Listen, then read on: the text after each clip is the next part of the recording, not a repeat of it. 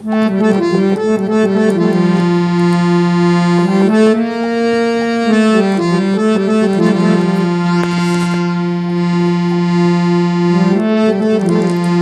श्रोताओ एक बार बोलिए प्रेम से श्री कृष्ण भगवान की जय। तो श्रोताओ आइए, यहाँ पर एक कथा आती है, बहुत ही प्रसिद्ध कथा है जो है भागवत की, जो है ये अजामिल की कथा है। आइए देखिए, जो है इतना बड़ा धर्मवेत्ता ज्ञाता जो है सदाचार सद्गुण सारा गुण भरा हुआ था, फिर भी ये कैसे जो है वेश्यागामी हो गया और फिर जो है इसको कैसे जो है मुक्ति मिल गई। आइए इनके कथा के बारे में जाने जो है।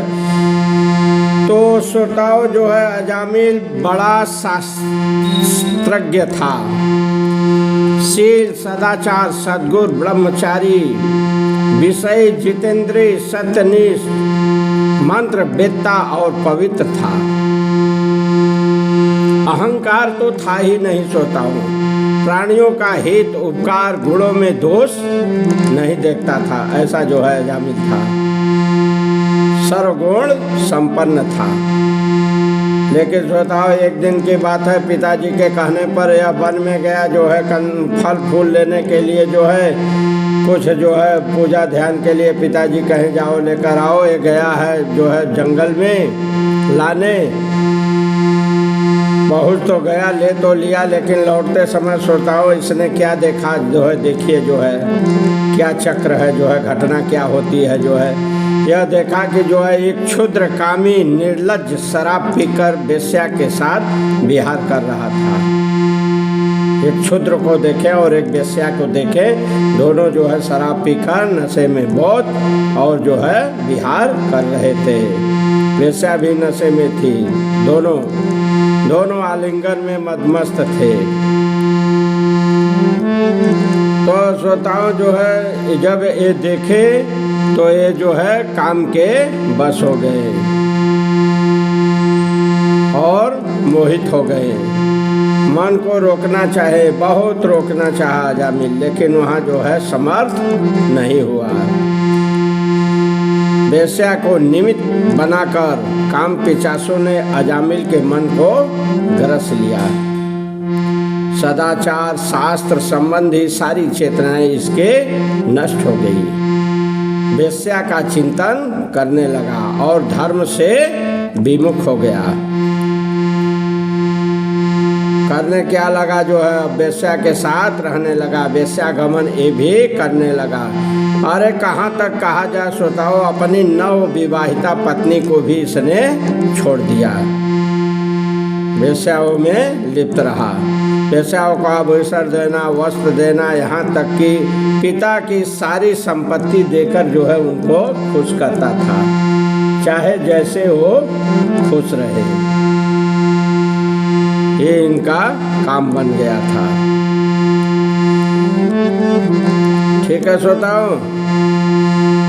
ताकि वेश्या प्रसन्न रहे, चेष्टा नहीं, वेश्या प्रसन्न हो, इस तरह अपनी पत्नी का परित्याग कर दिया। चाहे जैसे धन मिले, चोरी हत्या पाप लूटना जो भी करना पड़े वैसे करके धन लिया के देता था और उनका पालन पोषण करता था। अजामिल को 10 लड़के थे श्रोताओ, सबसे छोटे पुत्र का नाम नारायण रखा था इसने, ध्यान देना, नारायण नाम रखा था। नाम का भी बहुत बड़ा महत्व होता है, जथा नामे तथा गुणे कहावत है ना, तो नारायण नाम में देखिए क्या प्रभाव पड़ता है। तो सारा जीवन इसका जो है पापमय हो गया, पापों का प्रायश्चित भी नहीं किया है।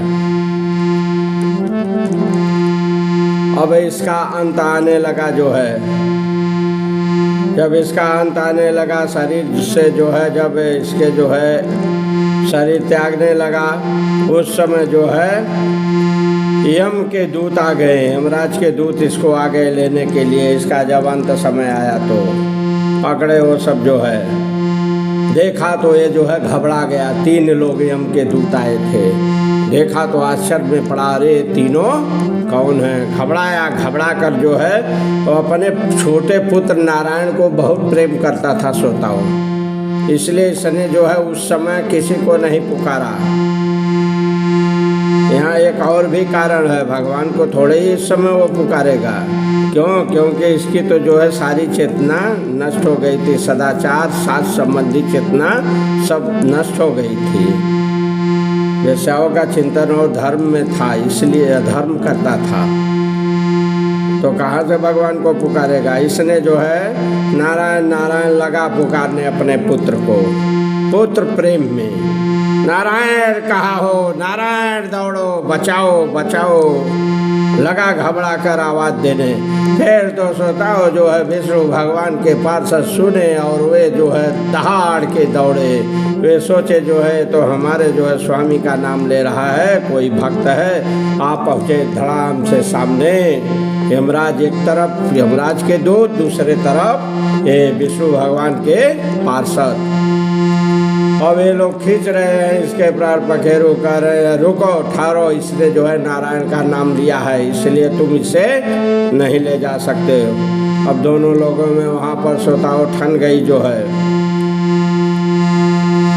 ठन गई वहाँ पर जो है। अंत में जो है ये नारायण के जो है पार्षद जो थे, ये जो है बचा लिए इसको जो है वहाँ पर। ये स्वस्थ हो गया, मृत्यु से बच गया। विष्णु भगवान के दूत बचा लिए, कहे इसने नारायण का नाम लिया है। तो श्रोताओं कहने का मतलब यहाँ है कि चाहे जैसे नाम ले लो। यहाँ पर ये बातें आई है, विष्णु दूतों द्वारा भागवत धर्म का निरूपण किए हैं। क्या निरूपण किए हैं भागवत धर्म के अनुसार? देखिए, किसी दूसरे अभिप्राय से, परिहास में, तान अलपने में, किसी की अवहेलना करने में यदि नामों का उच्चारण करता है तो वह यातना का पात्र नहीं रह जाता। ऐसा करके इन्होंने जो है वहाँ पर भागवत धर्म का निरूपण किए हैं। जानबूझकर अनजाने में नामों का कीर्तन करे तो पाप भस्म हो जाता है। जैसे अनजाने में अमृत पी लेने पर कोई क्या हो जाता है, अमर हो जाता है। इस प्रकार कहकर विष्णु दूते ने जो है यमदूतों को लौटा दिए। बोलिए श्री विष्णु भगवान की जय। यमदूत यमराज के दूत श्रोताओं वहाँ से निराश होकर लौट गए। अजामिल पुनः स्वस्थ हुआ, मृत्यु से बच गया। और उसके बाद जो है तुरंत वहाँ जो है विष्णु भगवान के पार्षद जो तीनों आए थे, तीनों अंतर ध्यान हो गए। अजामिल दर्शन तो कर लिया, लेकिन जो है अंतर ध्यान ये सब तुरंत हुए। तब जो है अजामिल पछताने लगा कि हाय मैंने क्या किया, हाय मैं कहाँ फंस गया इस दासी के चक्कर में। अब मैं इस बंधन को काटकर संयमी बनूंगा। ऐसा करके लोग लगा जो है वो सोचने विचारने, कहने लगा कीर्तन करूँगा। अब कहने का भाव यहाँ पर हुआ श्रोताओं जो है कि अजामिल को थोड़ा सा सत्संग मिला, लेकिन तीव्र वैराग उसको वहाँ पर उत्पन्न हो गया। प्रारब्ध के अनुसार जो है, पिछला प्रारब्ध पिछले में था ना, बताया गया शुरू में, तो ऐसा तो था ही वो पहले से। इसलिए जो है तीव्र वैराग हुआ, हरिद्वार को गया, योग मार्ग का आश्रय लिया, इंद्रियों को विषयों से हटाकर भग में लीन किया, मन को बुद्धि में मिला दिया। आत्मचिंतन के द्वारा बुद्धि को विषयों से अलग करके पर ब्रह्म में जोड़ लिया। जब त्रिगुणमयी प्रकृति के ऊपर भगवान के स्वरूप में स्थित हुए तो चारों पार्षद इसने वहाँ मिल गए अजामिल को। फिर गंगा के तट पर अपना शरीर इसने त्याग दिया और भगवान के पार्षद का शरीर ग्रहण किया। फिर उनके साथ जो है वैकुंठ को चला गया।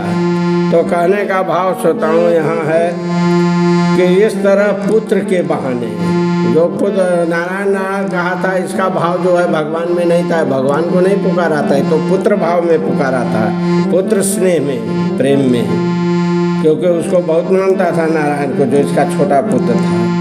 तो इसने पुत्र स्नेह में पुकारा था। लेकिन जो है यहाँ पर जो है घटना घट गई, जो है भगवान के दूत आ गए और उन्होंने जो है इसको बचा लिए। आप कैसे जो है धन निरूपण किए आप सुन ही लिए। तो कहने का मतलब इस तरह पुत्र के बहाने अगर ऐसी बातें हैं, ऐसे वैकुंठ मिल जाए तो अगर श्राद्ध के साथ जो है उच्चारण करे तो क्या बात होगी। बोलिए श्री कृष्ण भगवान की जय।